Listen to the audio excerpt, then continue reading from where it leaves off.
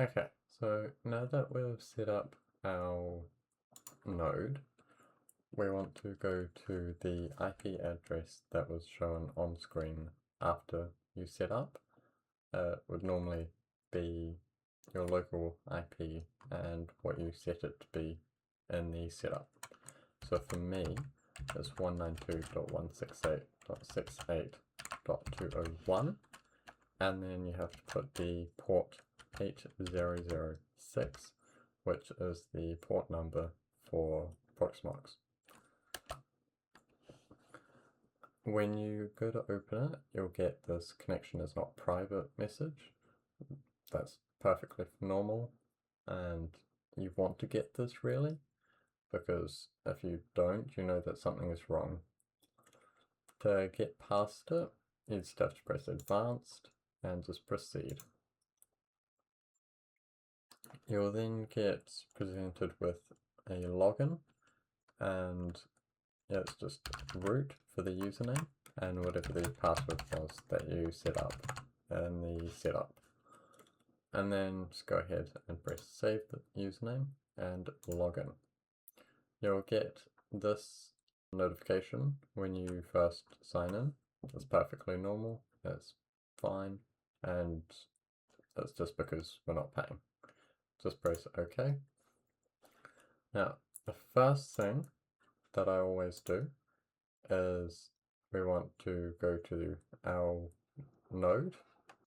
The name will probably be different for you, but this is just what I've named it.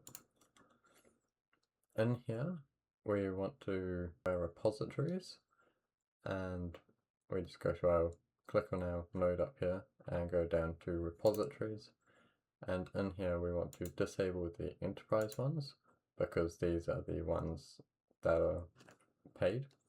To do it, we just press it and just go and press disable. Then there's another enterprise one here. We just do the same thing. And now we want a repo that will actually work. I just go add and then press OK for the thing. And in the repository, we want to click it and go no subscription. Unless, of course, you're paying, in which case don't disable the enterprise ones. Just go and press add.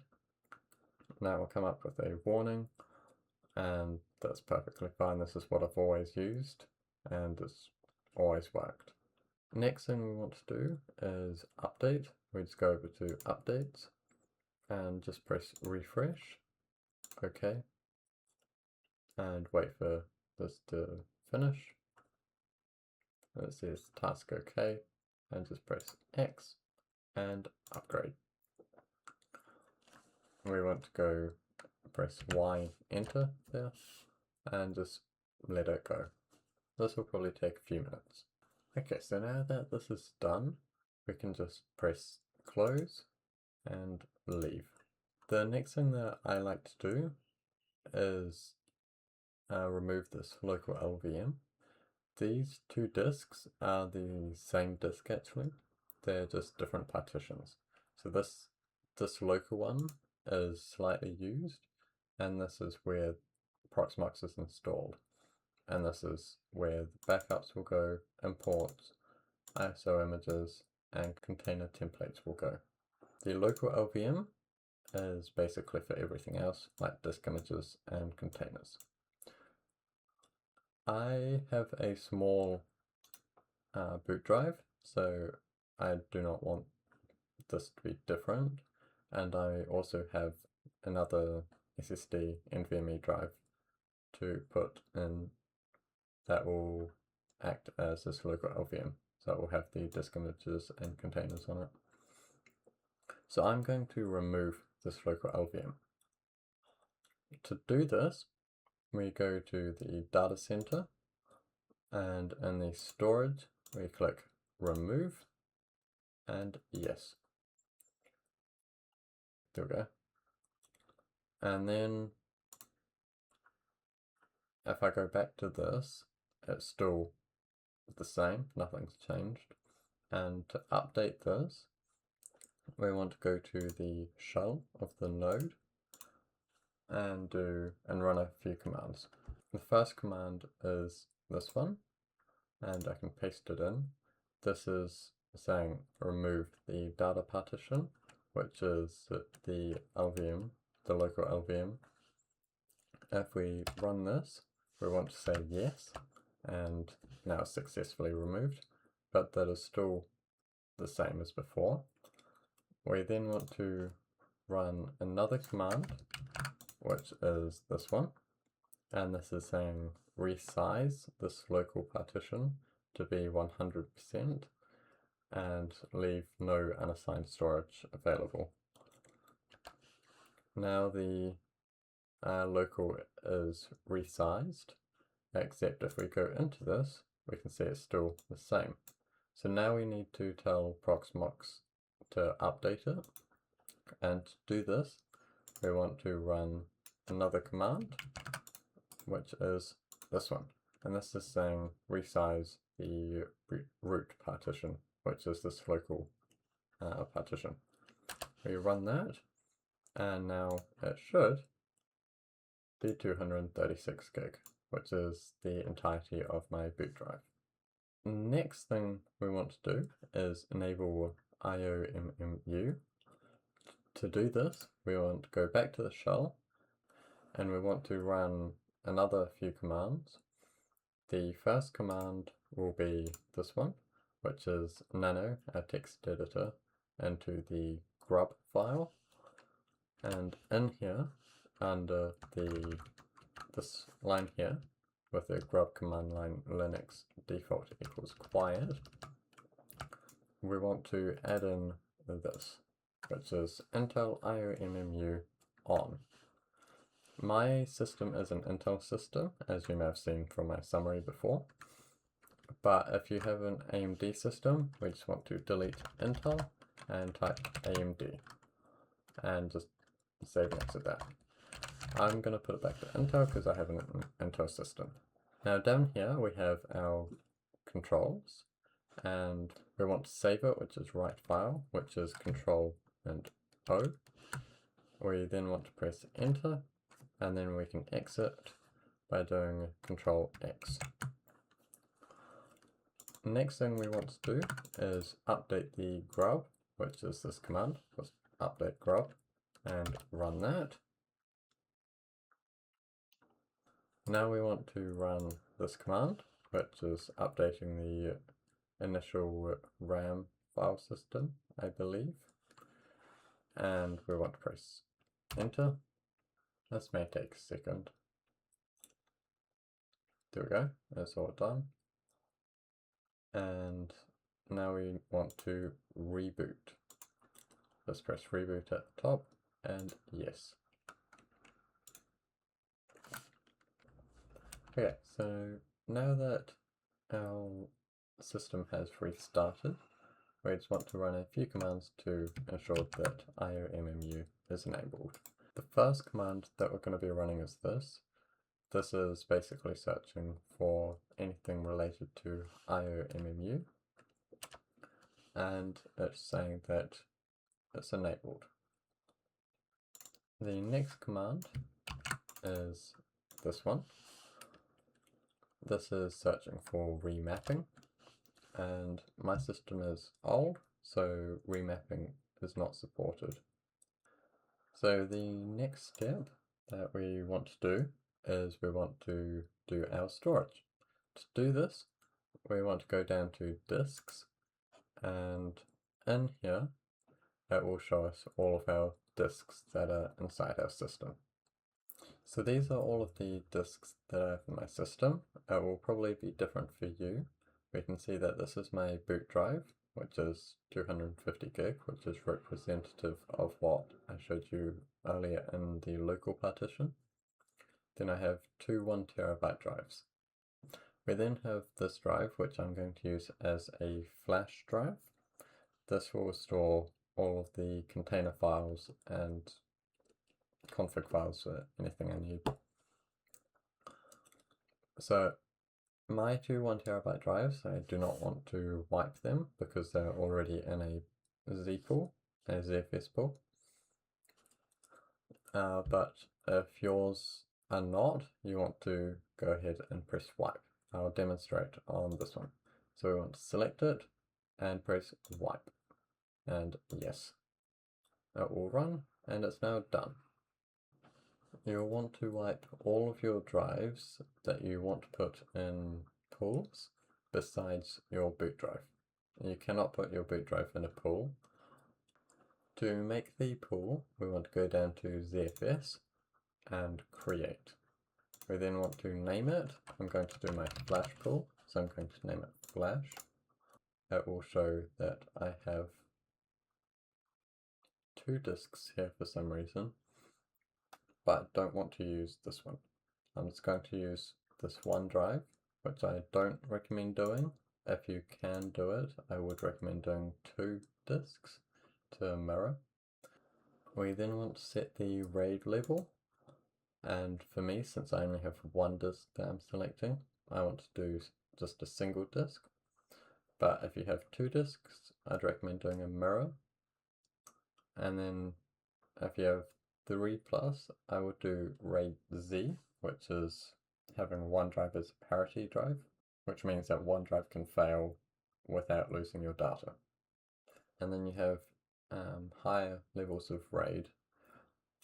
I would recommend researching what RAID level you in particular would like, so that you can find the best RAID level for you. But since I only have 1 disk, so I'm just going to do single disk. We then click create, and we'll let it run for a bit.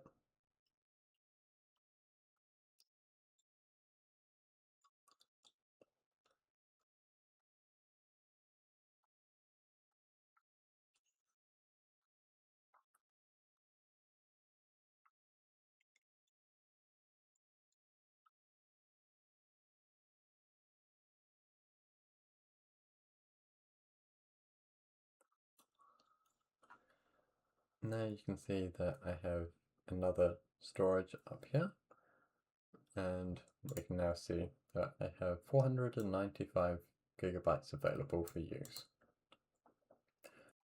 Since I have a pool that I want to import, I'm going to go to the shell and run a few commands.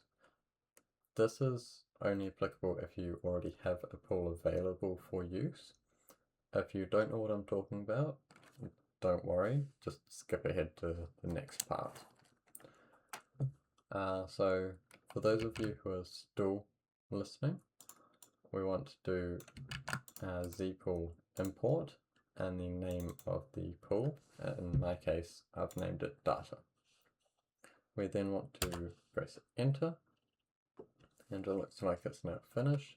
So if we do zpool status, it will show that I have 2 pools. This is a good time to point out that my data pool is a mirror pool with 2 disks, and it's saying degraded, which means that one of the disks are unavailable, which is shown there. Until you replace a drive, I don't think it will let you use the pool, but if you can, I would highly recommend not, and just replace the drive as soon as you can. Okay, so now that we've imported the pool, we want to go up to the data center, and inside the storage we want to add a ZFS, and we want to name it data, which is the name of the pool, and just press add. And now it is showing up over here. And as you can see, that's all the data is here. The next step is to download a container ISO template, and to do this we want to go to our local storage and go to container templates and press templates. I would recommend doing whatever Linux distro you are comfortable with and familiar with, but if you don't know what I'm talking about, I'd highly recommend doing Ubuntu or Debian. I don't know anything about Debian, so that's up to you. I'm going to use Ubuntu. Now there's a few options here. I'm going to use 22.04 because it seems like it's the most supported, and this is just the one that I've always used. You're welcome to do whichever distro that you would like, but this is my personal preference. Once you've selected it, you want to press download and let it run. So you can see that the task is now okay. We can just X out of this, and now we have a template. The next step will be to create a container, and to do this we want to go create container at the top. You can change the container ID to be whatever you like.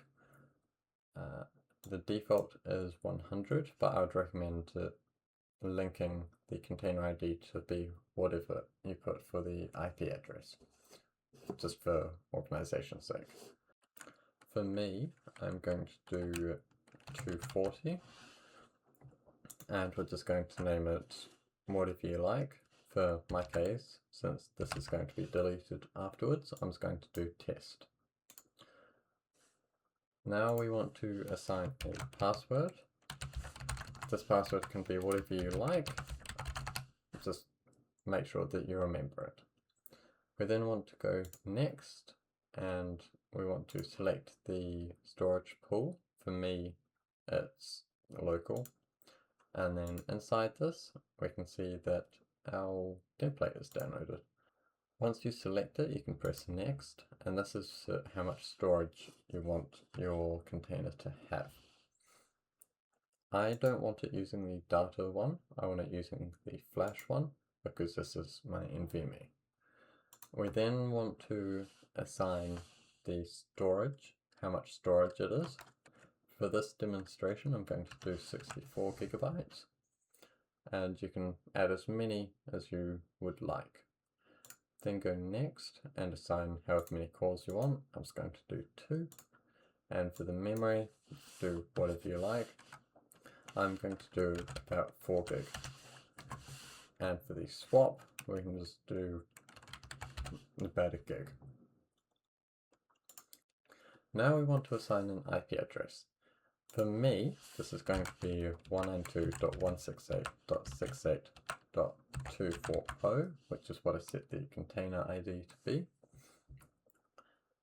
This bit will always be the same across all of the devices on the network, and we can see this because it's the same up there. We also want to do /24 on the end to indicate one thing. We then want to set a gateway. This will be your router, and for me, it's that. We then want to go next, and just ignore this stuff. Go next. Then we want to confirm that this is all correct, and you can start it after it's created, which I'm going to do, and then we can just go finish.